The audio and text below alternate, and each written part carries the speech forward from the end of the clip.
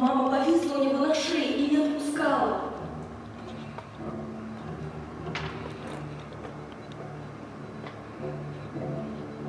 Мы выскочили на крыльцо, закричали. А отец увидел нас, закрыл голову руками и побежал. Он оглянулся, боялся.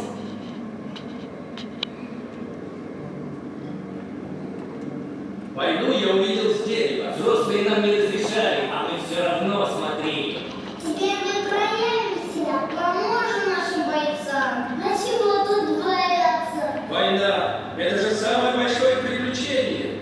Летали немецкие самолеты, а мы кричали «Ура!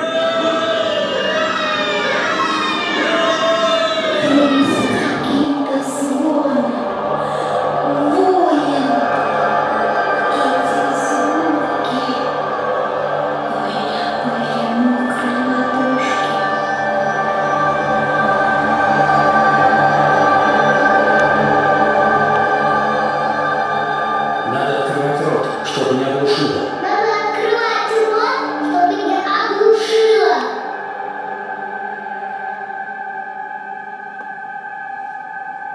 Золотая рыбка, миленькая золотая рыбка, вот перестань бомбить, я всегда буду слушаться маму, всегда буду слушаться маму. Золотая рыбка, миленькая золотая рыбка, золотая рыбка, золотая рыбка, золотая рыбка.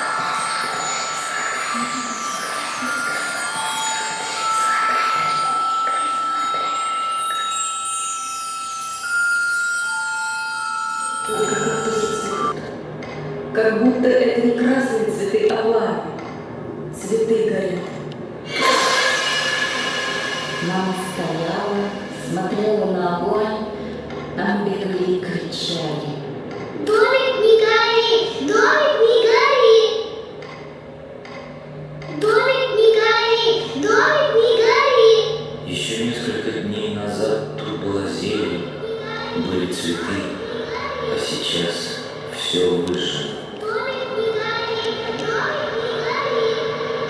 Один песок. Я боялся смотреть на небо, там было черно от самолетов. И на землю боялся. Везде лежали убитые. Мама сняла с себя платок, завязала мне глаза.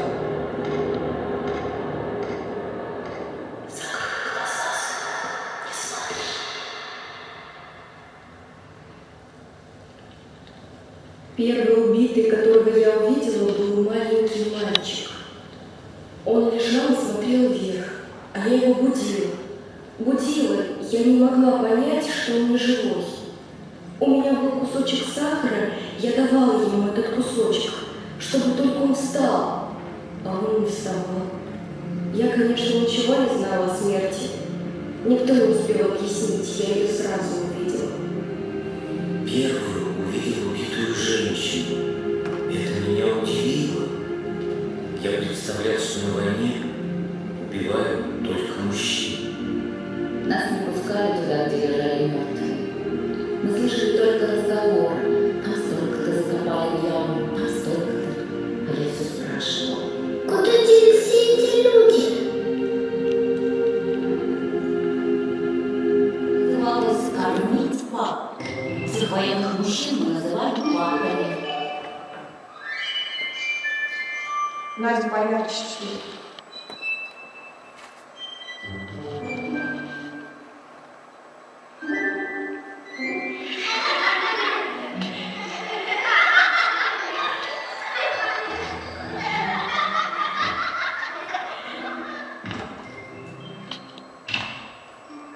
Я очень удивилась.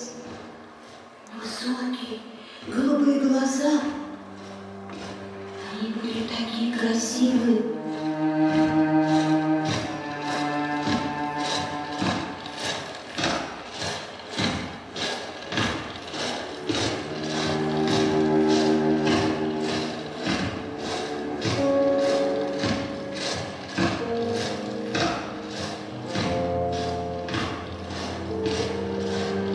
А мы эвакуироваться не успели.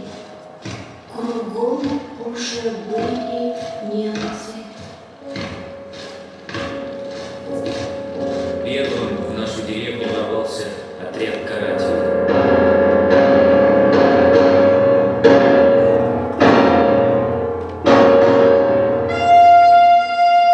Открыли огонь. Стали выпытывать, где живут активисты. Ходили по домам. Собирали всех, у кого кто-то был на фронте или в партизанах. Их потом убили посреди деревни. У тебя нет карандаша? Нет. Листочек бумаги? Тоже нет. А зачем тебе? Я хочу маме письмо написать. А как ты его пошлешь? Я открою окно и отдам листочки ветру. К тебе прилетает ангел. Нет, ко мне мама приходит. Она всегда в белой блузке.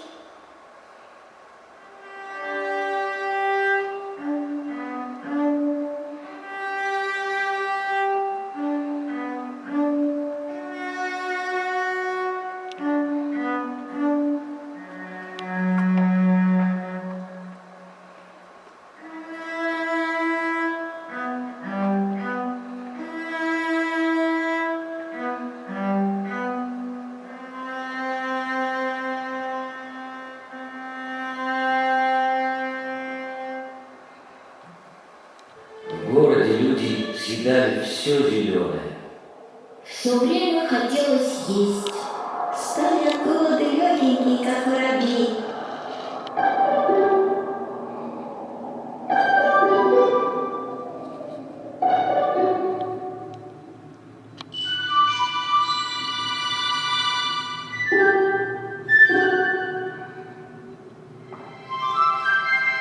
А крыс едят?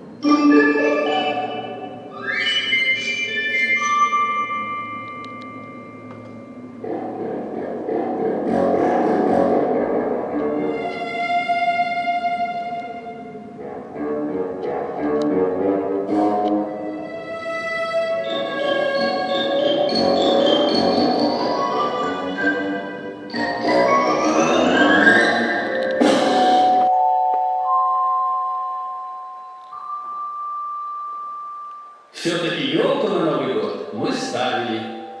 Из книжек вырезали яркие картинки, делали шарики из бумаги, гирлянды из старых ниток. И в этот день особенно все улыбались друг другу.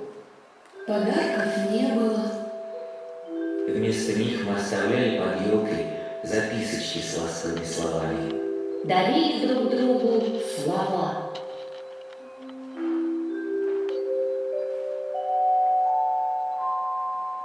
Я не понимаю, как это говорят. Мать, отец, будто это чужие люди. Только мама или папа. А если бы они у меня были живы, я звала бы их мамочка и папочка. Золотые слова. Мамочка, Медленнее, папочка, бабочка, мамочка, папочка, мамочка. Зеленая оттуда, сверху, из этой черной тарелочки репродуктора. Кого поднимали на руки взрослые, кто сам лез. Всем хотелось поцеловать слово победы.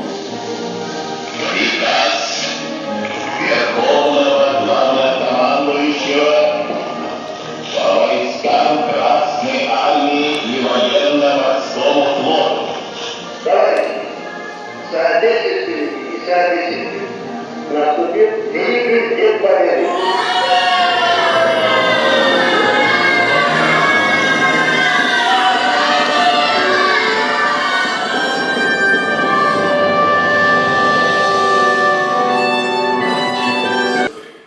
Вот рассказала вам.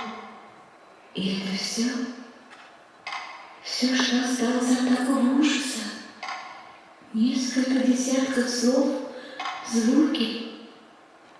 Я всегда в недоумении. Недавно по телевизору показывали беженцев. Опять где-то война. Стреляют. Голодные люди стоят в очереди с пустыми мисочками, с пустыми глазами. Я помню эти глаза. Я за войну столько всего узнала. Больше, чем за всю жизнь. Я видел то, что нельзя видеть.